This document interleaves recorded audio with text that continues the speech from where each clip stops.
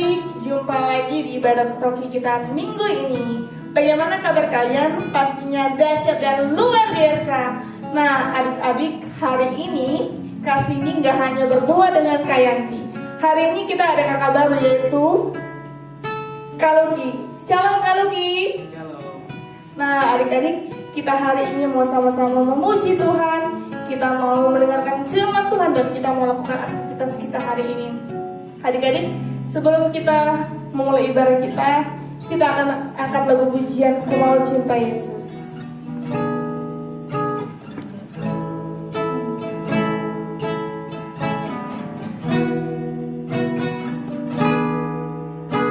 Mau cinta Yesus selamanya.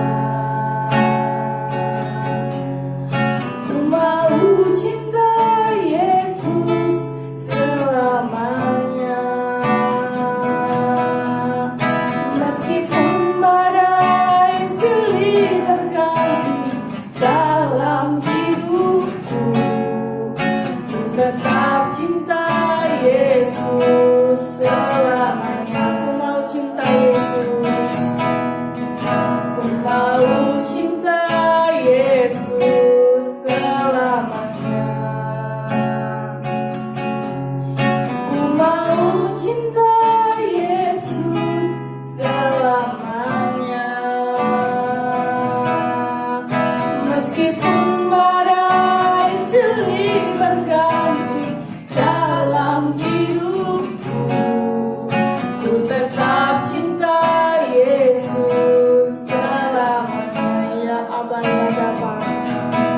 Ya Abah, Bapa, ini aku anakmu, layakkanlah seluruh hidupku. Ya Abah, Bapa, ini aku anakmu, pakailah sesuai dengan rencanamu. Ya Abah, ya Bapa. Ya Abah, Bapa, ini aku anakmu, layakkanlah seluruh hidupku. Ya Abah, Bapa, ini aku anakmu, pakailah sesuai dengan rencanamu. Pakailah sesuai dengan rencanamu. Mari kita satukan hati, kita berdoa. Tuhan Yesus, kami bersyukur Tuhan pagi hari ini kami akan beribadah kepadamu Tuhan. Engkau yang berkati ibadah ini Tuhan, dari awal pertengahan hingga akhirnya. Biarlah Tuhan sukacita Tuhan menghampiri kami. Terima kasih Tuhan Yesus. Haleluya. Amin.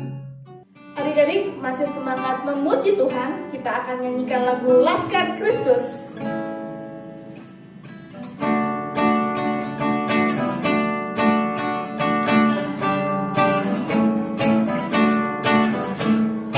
Saya bukan pasukan berjalan, pasukan berkuda, pasukan menembak. Saya tidak menembaki musuh, tapi saya laskar Kristus. Saya bukan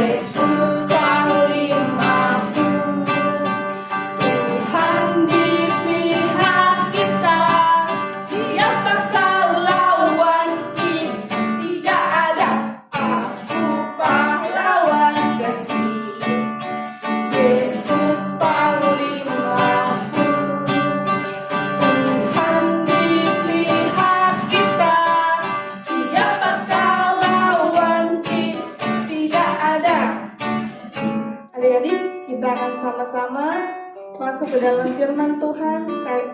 Nanti akan kita dalam doa. Terima kasih Tuhan Yesus. Kalau hari ini Tuhan, kami mau mendengarkan firman-Mu. Beri kami telinga Tuhan untuk mendengarkan firman-Mu. Beri kami hati Tuhan untuk kami boleh mengerti Bapa akan kehendak-Mu Tuhan di dalam kehidupan kami. Engkau memberkati Tuhan adik-adik kami yang saat ini Tuhan sudah siap untuk mendengarkan firman-Mu. Biarlah firman ini boleh tumbuh di dalam hati adik-adik kami, boleh berbuah berlipat-lipat ganda. Terima kasih Bapa yang kudus, di dalam nama Tuhan Yesus kami berdoa. Amin. Shalom adik-adik. Adik-adik sudah siap untuk mendengarkan firman Tuhan hari ini? Ayo adik-adik yang sudah besar, yang sudah bisa membaca, siapin Alkitabnya ya. Kakak tunggu. Kita mau belajar hari ini tentang pahlawan. Siap adik-adik? Sudah pegang Alkitabnya semua? Ayo, tunjukin Alkitabnya. Ya. Kita mau belajar tentang pahlawan. Adik-adik, pahlawan itu banyak ya di dalam Alkitab. Kita banyak lihat pahlawan-pahlawannya Allah. Ya. Nah hari ini kita mau belajar tentang Yefta. Nah, tapi sebelumnya kakak mau tanya dulu, adik-adik tahu gak sih artinya pahlawan itu apa? Adik-adik, artinya pahlawan ialah orang yang taat kepada Allah. Dia rela berkorban untuk sesamanya, dan dia juga tidak pernah merendahkan sesamanya. Nah, jadi pahlawan itu adalah orang yang taat kepada Allah. Dia rela berkorban untuk sesamanya, juga dia tidak merendahkan sesamanya. Sesamanya itu siapa? Sesamanya itu orang-orang di sekitarnya, teman-temannya, ya. Nah, tadi kakak bilang Yefta. Adik-adik tahu siapa Yefta? Ayo kita buka dulu yuk di Hakim-Hakim 11. Kita buka di Hakim-Hakim 11. Hakim-Hakim ada di perjanjian lama apa baru ya? Ayo. Hakim-Hakim ada di perjanjian lama apa baru? Ya. Hakim-Hakim ada di perjanjian lama ya. Kita buka dari Hakim-Hakim 11. Sebelumnya kakak mau kasih tahu dulu, kakak mau perkenalkan dulu siapa sih Yefta itu? Ya. Yefta itu dia anak dari Gilead. Gilead itu siapa ya, Kak? Gitu ya. Gilead itu adalah orang Israel. Dia dari keturunan suku Manasye. Manasye siapa sih, Kak? Manasye anaknya Yusuf. Berarti cucunya Bapak Yakub, ya. Nah, Gilead ini dia nggak hanya satu istri loh, adik-adik. Dia punya beberapa istri. Tetapi Yefta ini lahir dari istrinya, dia itu perempuan yang tidak baik, ya adik-adik.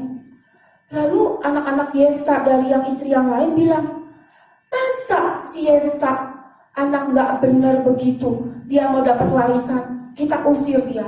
Yefta diusir oleh saudara-saudaranya, anak-anak Gilead. Dia diusir, dia nggak boleh terima warisan dari ayahnya. Yefta sedih. Tapi apakah Yefta putus asa? Dia bunuh diri nggak? Enggak ya. Adik-adik, Yefta dia tetap semangat. Dia keluar dari rumah orang tuanya, dari rumah Gilead. Pada saat itu susah ya adik-adik ya, cari kerja ya adik-adik. Yefta bekerja sebagai perampok. Perampok baik nggak sih, Kak? Tidak. Ya, perampok itu kan pekerjaan nggak baik ya. Tapi Yefta menjadi perampok. Bahkan Yefta menjadi pemimpin perampok. Serem ya adik-adik. Tapi seorang pemimpin perampok pasti dia seorang yang pemberani. Waktu bangsa Israel diserang oleh bangsa Amon, oleh Bani Amon, bangsa Israel dijajah Bani Amon, bangsa Israel itu menderita sekali. Dia gimana dia mau melepaskan, tapi dia nggak berani, nggak punya keberanian. Sampai akhirnya anak-anak Gilead ini, orang-orang Gilead ini, dia ingat sama Yefta. Iya, kita kan sebenarnya punya saudara ya namanya Yefta. Dia perampok, pasti dia berani. Dia panggil Yefta. Yefta, Yefta, katanya. Kamu mau nggak jadi pemimpinku? Jadi pemimpin kami menyerang Bani Amon. Dia bilang gitu. kamu kan dulu udah ngusir aku gitu, kata si Yefta. Tapi kata orang-orang Gilead ini, dia bilang begini, enggak, bener deh, sekarang kamu balik yuk ke Gilead, kamu balik ke rumah ayah kita, tapi kamu bela kita ya, kamu akan menjadi pemimpin kita. Apa Yefta sombong? Yefta nggak sombong. Yefta ikut dengan orang Gilead itu, dia diangkat menjadi panglima perang, tapi Yefta menyerahkan semuanya itu ke hadapan Tuhan. Dia berdoa sama Tuhan, dia bilang, Tuhan, aku mau diangkat jadi pemimpin, benar nggak nih Tuhan? Dia serahkan semuanya sama Tuhan. Nah, setelah itu Yefta memimpin kaum Gilead ini ya, kaum Gilead bukan bangsa Israel, kaum Gilead. Waktu itu Yefta mengirim utusan kepada Raja Bani Amon. Kita baca dari Hakim-Hakim 11 ayat 12 sampai 28. Hakim-Hakim 11 ayat 12 sampai 28. Kemudian Yefta mengirim utusan kepada Raja Bani Amon dengan pesan, apakah urusanmu dengan aku sehingga engkau mendatangi aku untuk memerangi negeriku, kata Yefta. Tapi terjawab Raja Bani Amon itu, dia bilang, orang Israel ketika berjalan keluar dari Mesir telah merampas tanahku dari sungai Arnon sampai ke sungai Yabok dan sampai ke sungai Yordan. Maka sekarang kembalikanlah semuanya itu dengan jalan damai. Utusan Yefta balik ke Yefta, dia bilang, itu loh tadi kata Raja Bani Amon, katanya kita tuh udah ngambil tanahnya orang Amon, makanya kita disuruh kembalikan supaya dia nggak nyerang kita lagi, supaya dia nggak jajah kita lagi gitu.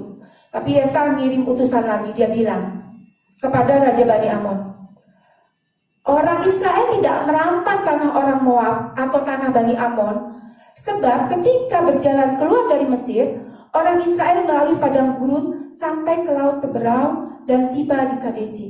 Ketika itu orang Israel mengirim utusan kepada Raja Negeri Edom dengan permintaan, izinkanlah kiranya kami berjalan melalui negeri itu, katanya. Tetapi Raja Negeri Edom nggak izinkan.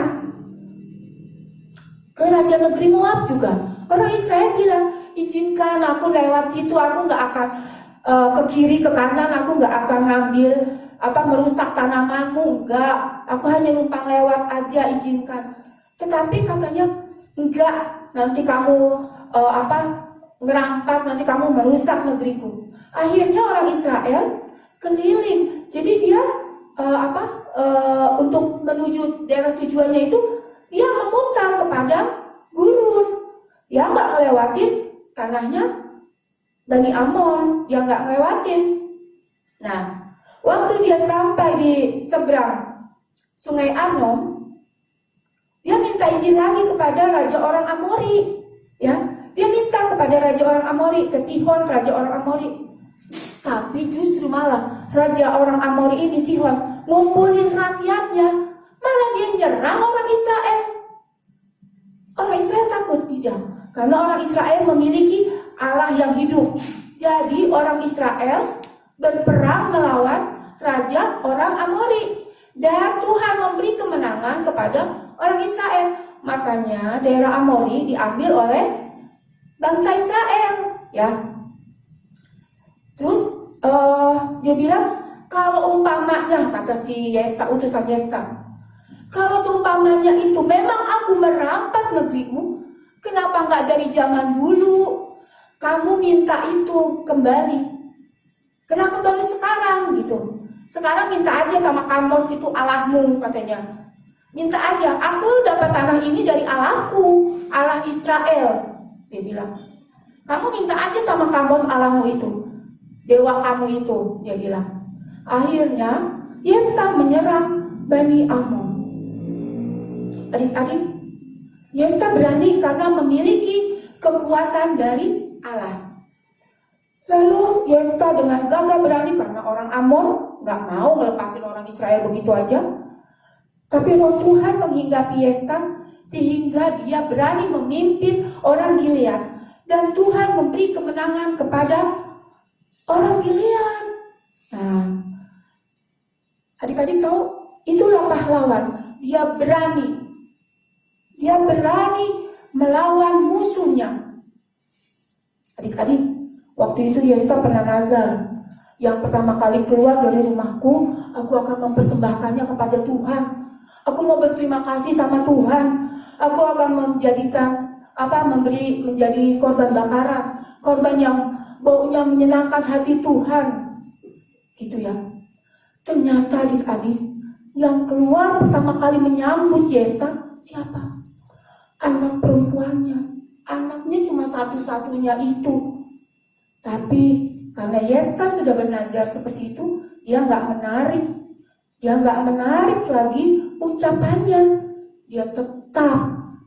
Dia bilang sama anaknya, "Nak, maaf ya, tadi ayah sudah nazar kepada Allah untuk memberikan yang pertama kali keluar menyambut ayah, itu akan ayah berikan untuk Allah, menjadi korban yang harum di hadapan Allah, menjadi korban bakaran." Anaknya bilang, "Gak apa-apa ya, kalau itu memang sudah janji ayah kepada Allah, aku mau." Jadi anaknya pun mau. Nah adik-adik, itulah seorang pahlawan, seorang pemimpin. Adik-adik mau kan menjadi seorang pemimpin? Nah, jadi seorang pemimpin itu satu ya adik-adik ya, dari cerita ini adalah itu sudah direncanakan, sudah ada dalam rencananya Tuhan. Tapi adik-adik, kalau Tuhan merencanakan adik-adik untuk menjadi pemimpin, adik-adik juga harus mau melalui prosesnya. Tadi prosesnya Yefta diusir keluarganya, diusir saudara-saudaranya, lalu dia menjadi perampok. Kalau adik-adik untuk menjadi pemimpin, yang kasih dia prosesnya yaitu harus belajar untuk jadi pemimpin, karena kita udah gak perang lagi. Adik-adik harus belajar. Adik-adik mau gak belajar? Putus asa gak? Mau gak ngikutin apa yang sudah Tuhan tentukan? Untuk menjadi sukses, adik-adik harus belajar. Untuk menjadi pemimpin, adik-adik harus belajar. Nah, Yefta dia mau. Dan waktu dia dipanggil pun dia gak sombong. Dia tetap rendah hati. Dia mau menolong saudara-saudaranya.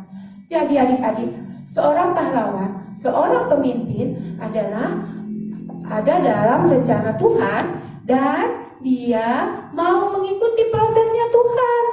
Ya, nggak langsung Tuhan jadikan tiba-tiba Kak Cindy jadi pemimpin kita. Nggak tiba-tiba Omek jadi pemimpin. Hebat Omek jadi pemimpin. Enggak. Omek belajar dulu ya. Dia pintar, lalu dia dipilih jadi ketua kelas, dipilih lagi nanti jadi kalau udah SMP jadi ketua OSIS, nanti jadi senat, nanti waktu bekerja dia juga jadi pemimpin di rumah, juga pemimpin di tempat di mana adik-adik berada. Pemimpin yang baik ya adik-adik. Nah, jadi adik-adik, kita nggak boleh cepat putus asa. Nah kemarin juga ya, adik-adik yang nilainya bagus juga kan, dari kakak-kakak, dari ibu gembala juga dikasih hadiah ya. Itu semua karena adik-adik sudah berprestasi. Itulah calon pemimpin-pemimpin yang berprestasi. Adik-adik yang belum, jangan putus asa. Terus semangat, terus belajar, supaya adik-adik bisa menjadi pahlawan-pahlawannya Allah. Ya adik-adik, sekarang kita satu dalam doa. Nanti kita akan sebelum ini kita akan juga membuat kreasi. Nanti tunggu dulu, kita doa dulu ya. Kita doa tutup. Tuhan Yesus, terima kasih Tuhan, firman-Mu hari ini Tuhan, untuk menjadikan kami seorang pemimpin Bapa. Ajar kami Tuhan, agar kami boleh tetap taat kepadamu, agar kami boleh tetap nurut Tuhan sama orang tua kami, sama guru-guru kami Tuhan. Terima kasih Tuhan Yesus, terima kasih. Di dalam nama Tuhan Yesus kami berdoa. Amin.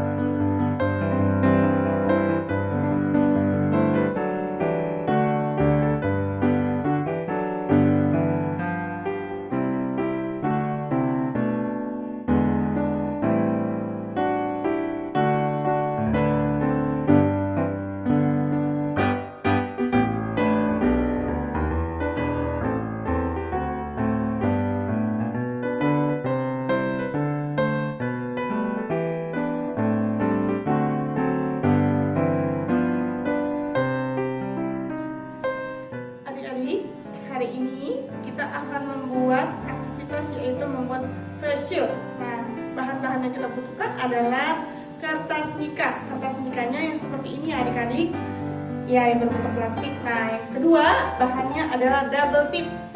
Nah, double tipnya kita pakai ukuran besar. Lalu yang ketiga gunting. Nah, lalu berikutnya adalah busa. Busa yang kita gunakan untuk penutupnya. Lalu kita gunakan tali, ya, atau karet sesuai dengan kebutuhan kita. Berikutnya ada pembolong kertas. Nah, lalu berikutnya bisa kita gunakan staples sesuai dengan kebutuhan adik-adik. Lalu yang berikutnya adalah gambar api. Mungkin beberapa minggu yang lalu kita telah membuat gambar api.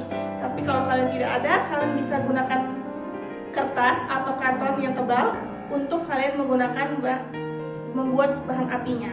Langkah-langkah yang pertama adalah kita lipat dulu, kita gunting supaya tidak tajam bagian ujung kiri dan ujung kanan.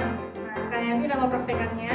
Adik-adik ya, adik-adik kalau adik-adik kecil belum bisa gunting, jangan nanti takut terkena tangannya, minta bantuan mamahnya ya. Ini kakak gunting setengah lingkaran.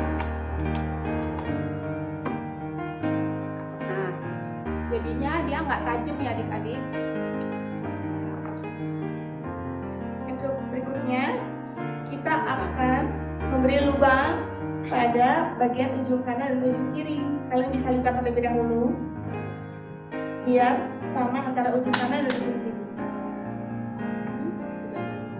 Ya, ini sudah terlihat sudah ada lubang. Berikutnya kita akan pasangkan tali.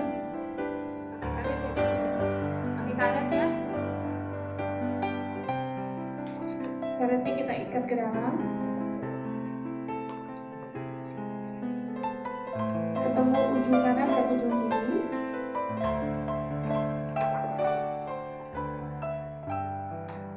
Tinggal adik-adik sesuaikan ukuran panjangnya dengan ukuran kepala kita ya adik.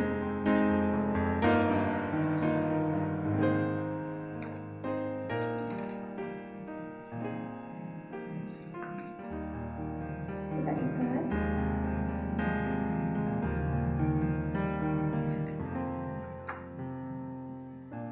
Supaya dia tidak lepas. Nah, seperti ini. Nah, lalu kita tempelkan busa dengan menggunakan double tip. Jadi kita boleh double tip. boleh staples ya, sesuai dengan kebutuhan adik-adik. Kalau busanya terlihat lebih besar, adik-adik bisa lipat dua supaya lebih tebal. Karena kenapa kita menggunakan busa? Supaya menghindari keringat menempel pada mika plastik.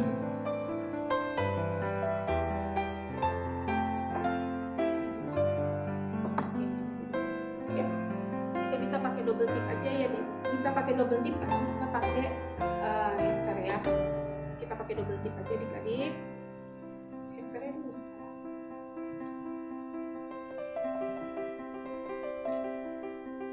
Kita tempelkan kepada busanya seperti itu. Lalu kita buka pengkaitnya. Nah, kalau sudah, tinggal adik-adik tempelkan ke mika bagian pola bagian atas.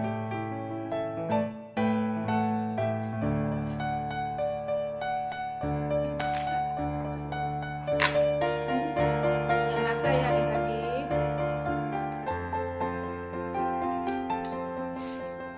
Sudah. Ini sudah ada jadi. Lalu langkah berikutnya adalah gambar api tadi. Ya, Kita lalu tempelkan. kita tempelkan double tip. Tempel di sini.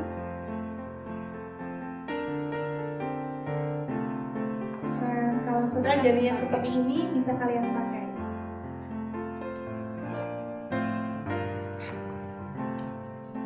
Kegedean.